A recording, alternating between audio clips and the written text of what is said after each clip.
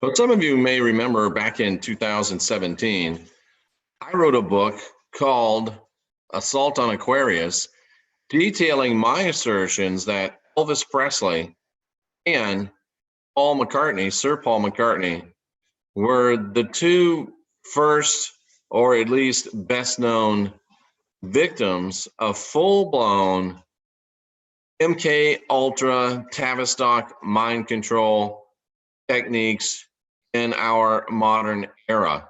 So today, when I read on the Drudge Report an article from Emma Perry, digital U.S. correspondent and exclusive, dated 7 December 2018, discussing the work of John Greenwald Jr., who spent 20 years trying to obtain documents from the secretive agency.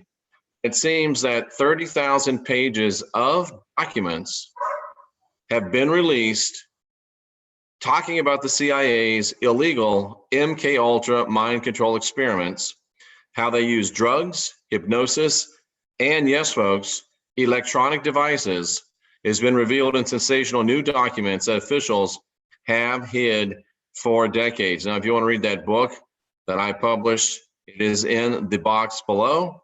Simply click on that link. It'll take you to the show. It's about that book. I think there was 4 shows about that book. And if you want to get the book, you can go to my website and find out how to do that there. But this story is based upon disturbing details of mind control experiments carried out by the CIA that have been revealed in these newly released documents that have been hidden for decades. They've been obtained under the Freedom of Information Act. They reveal how the CIA experimented on both humans, ladies and gentlemen, and animals, using drugs, using hypnosis, and even using electronic devices.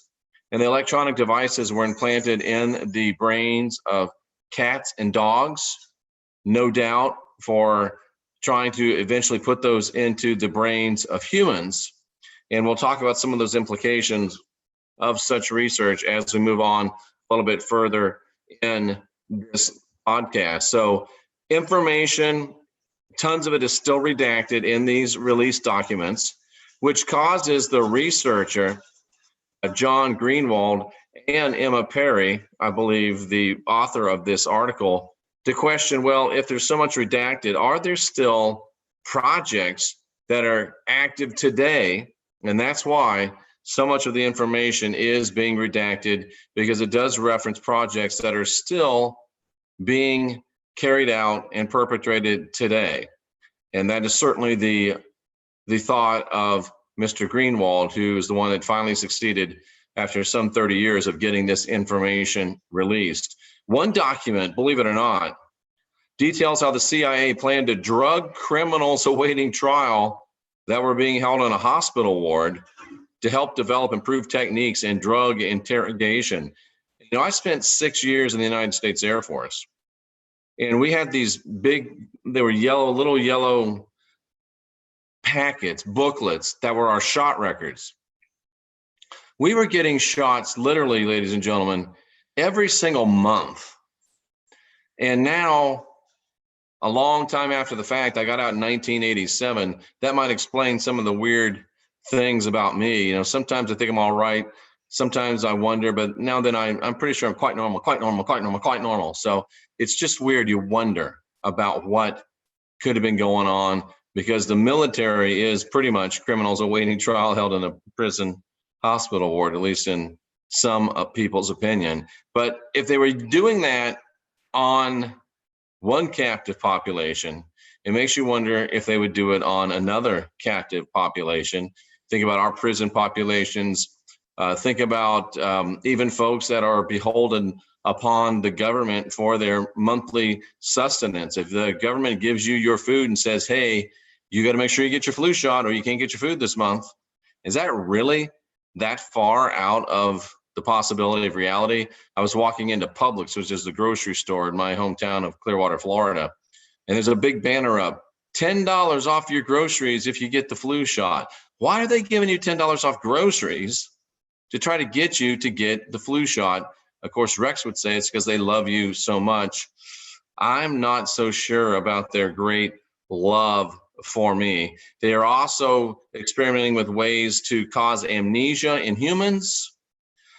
Details that they were trying to find ways of using hypnotic speaking techniques. Hypnotic speaking techniques. Control the mind of large audiences and heighten group susceptibility. Experiments which were too dangerous, too shocking, and too unusual for routine testing. One memo from 1956 read, that's pretty cryptic, that's pretty scary.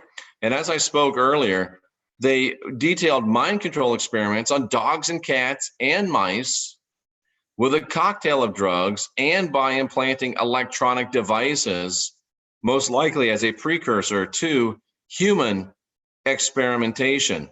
Now, ladies and gentlemen, if this was supposedly ended in 73, and they were doing this back in 73, implanting devices in mammals, in dogs, in cats, you got to wonder where that technology stands today.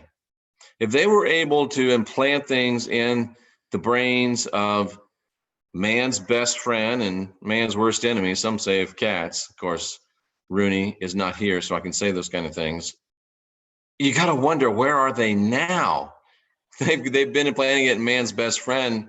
Now they really are, maybe they're really implanting it in man's worst enemy, which of course would be females, right? But I'll be here all week. Don't forget to tip your waitress. But if it's been in dogs and cats for that long, makes you wonder if it might be in human production, even as we speak here today.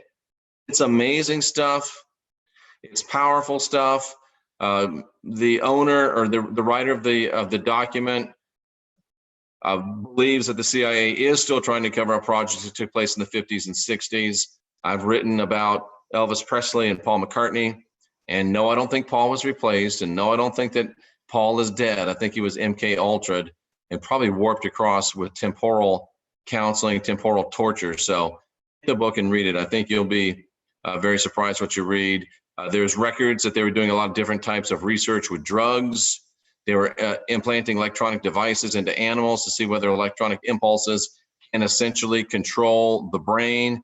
And if you can control and master that type of technology with lower animals, you're very close to be able to doing that with humans.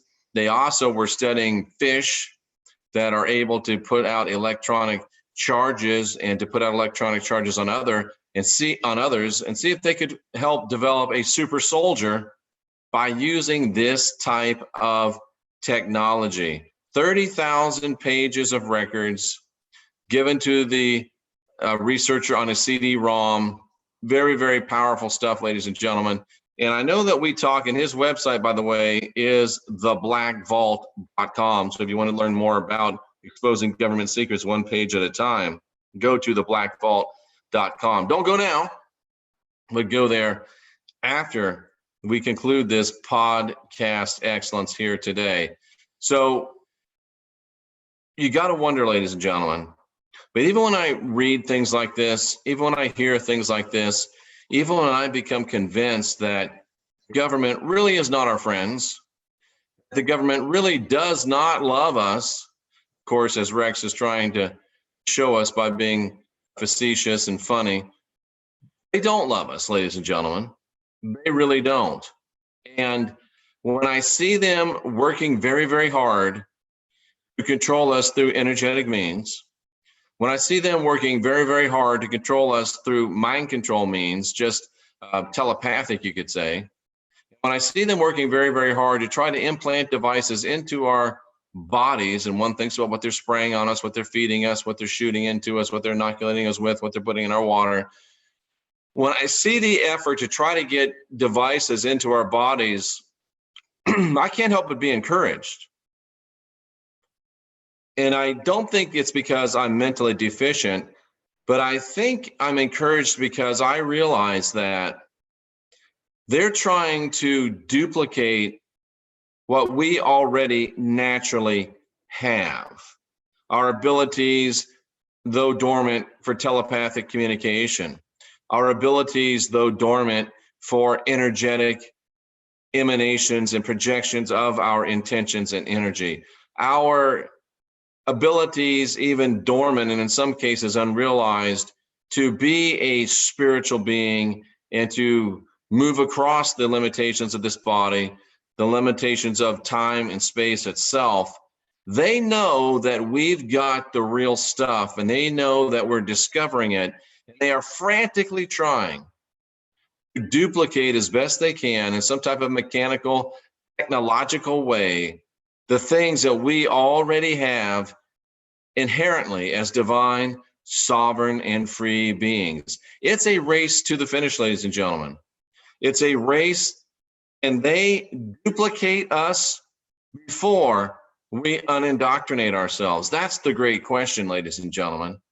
Can they duplicate the things that we can do that we don't know we can do, that we're not doing, before we wake up and realize who we are? Can we unindoctrinate before they're able to duplicate?